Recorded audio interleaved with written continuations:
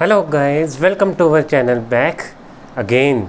So I hope you are liking my videos. If you like, click on the subscribe button and press the bell icon in order to get all the notification regarding IELTS exam. Guys, today we are going to share some common errors in IELTS. The student who mistakes in IELTS do mistake in lot of mistake in the IELTS.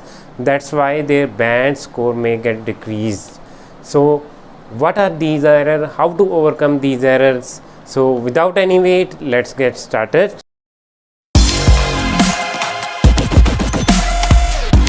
First error the student make is start the writing as well as speaking with conjunction. बहुत सारे student conjunction के साथ start कर देते हैं कि सोचते हैं कि उनका स्कोर बेटर आएगा अगर वह कंजंक्शन से स्टार्ट करेंगे.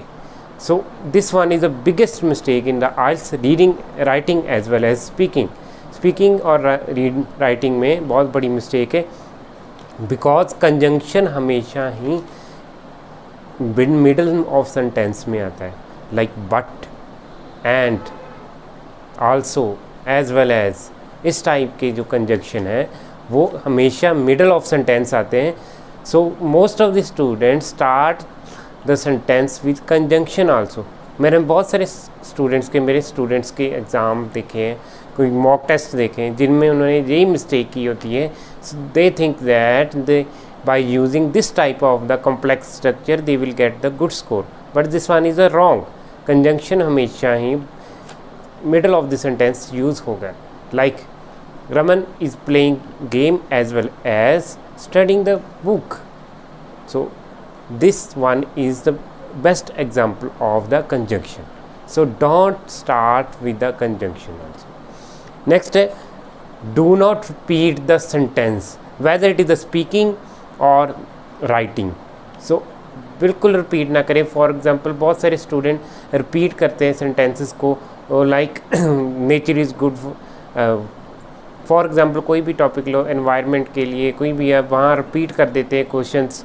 सो सेम चीज़ बार बार डिफरेंट सेंटेंस में डिफरेंट आइडियाज़ में दे रहे होते हैं.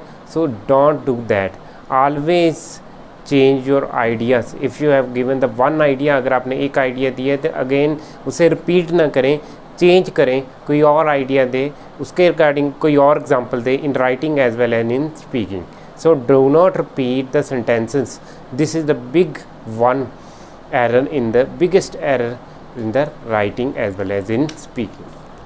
Next one is use of the common vocabulary. जो हम commonly बोलते हैं वही word यूज़ करें तो उसके साथ भी band score अच्छा नहीं आएगा. Try to use uncommon vocabulary and don't repeat it. For example, बहुत सारे स्टूडेंट children लिख देते हैं. Children is the very common vocabulary for this. So you have to change it like kids, juveniles, toddlers. इस type का word use करें, uncommon vocabulary use करें, so that your band score may be go up. Because in the IELTS criteria there is one criteria that you should use the uncommon vocabulary words, so that your speaking score as well as writing score may get high.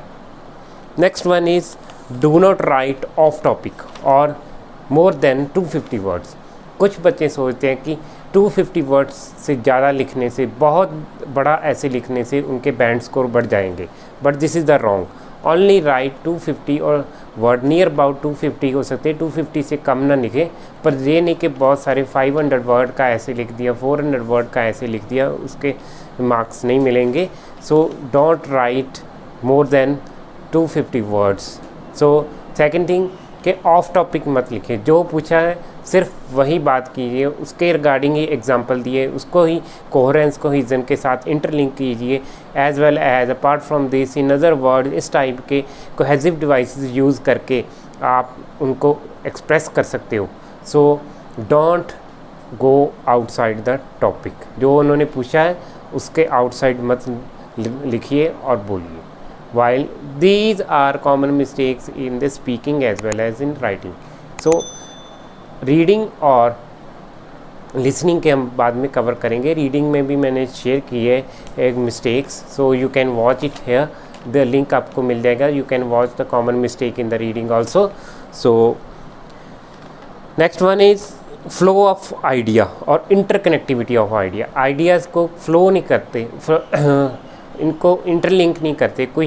कुछ line उन्होंने ऊपर लिखी होती है, कुछ line next paragraph में लिखी होती है, इंटरकनेक्ट नहीं होती, या आइडिया के अकॉर्डिंग, फॉर एग्जांपल जो आइडिया दिया उसके रिगार्डिंग ही एग्जांपल नहीं होती है। कुछ बच्चों की ये मिस्टेक होती है। So don't do this. अगर आपने जो आइडिया दिया उसके रिलेटेड मिस्टेक होनी, एग्जांपल होनी चाहिए। और आपको आइडियाज़, आपको माइंड इतना क्रिएटिव होना चाहिए कि आइडिया आप जनरेट कर सके। बहुत एक न्यू टिप है कि जगह अगर आपको 1 घंटे की राइटिंग में आपको टाइम मिलता है, so first of all don't start writing at the time you got the paper. आपको पेपर मिलता है उसी टाइम लिखना ना शुरू करें। गिव द 10 मिनट्स और 7 to 10 minutes for preparation of generation of the ideas. पहले आप देखें, स्टेटमेंट को समझें, आइडिया जनरेट करें, एग्जाम्पल जनरेट करें, हिंट लिख लें। सो देन प्लान करें पूरा ऐसे, फिर आप स्टार्ट करें। प्लानिंग के बिना कुछ नहीं हो सकता। For example you have listen the, कई बार सुना होगा आपने, if you fail to plan you are planning to fail. अगर प्लान करने में फेल हो गए तो आप फेल होने के लिए प्लान करें। So make sure that before writing the task you should have to prepare for 5 to 7 minute और 7 to 10 मिनट्स आपके प्रेपरेशन टाइम होना चाहिए, जिसमें आप आइडिया जनरेट करें, एग्जांपल जनरेट करें, हिंट नोट करें कि इसको कैसे स्ट्रक्चर करना है, कौन कौन सी एग्जांपल्स देनी है, उसको प्लान करें idea, don't write it exactly. Next one is, कुछ मिसकंसेप्शंस भी होती है कि अगर स्टूडेंट्स का आईडीपी में एग्ज़ाम फ़िल किया और बैंड नहीं आए तो आप कहते हैं कि ब्रिटिश काउंसिल में फ़िल कर दें तो फिर एग्ज़ाम बैंड स्कोर बढ़िया आ जाएगा। सो this one is the misconception. ऐसा कुछ भी नहीं होता है। अगर आप की अच्छी प्रेपरेशन होती है, चाहे वो आपने बीसी में फ़िल किया है, चाहे आप आईडीपी में फ़िल किया है, आपको मार्क्स उतने ही आएंगे जितने आपके स्कोर किए, जितने आपका एग्ज़ाम दिया हो, ऐसा ही पेपर आएगा। ये कुछ नहीं है कि आपके आईडीपी में ज़्यादा स्कोर आएंगे और बीसी में कम आएंगे। So don't fall in this trap. So कोई भी आपके, क्योंकि both of the bodies are under the Cambridge के अंडर ये दोनों बॉडीज़ आती है। So there is no one difference between them. आप कोई भी एग्ज़ाम किसी भी आईडीपी में भी और बीसी में भी फिल कर सकते हो। Next one is don't understanding the statement. Understand नहीं कर पाते स्टेटमेंट को कि क्या कह रहे हैं। तो कई बार क्या होता है कि आप अंडरस्टैंड नहीं कर पाते, आप ऑफ टॉपिक चले जाते हो, कुछ और बोलने लगते हो। ये भी बहुत बड़ी मिस्टेक होती है। Firstly understand the topic as I have told that, कि पहले आप 2-3 मिनट प्लान करो वैसे को, एंड ऑफ टॉपिक मत जाओ। ऑफ टॉपिक तो बिल्कुल ही नहीं जाना। And don't copy the exact statement from the statement, कि आप पहले पैराफ्रेजिंग ही करें राइटिंग में।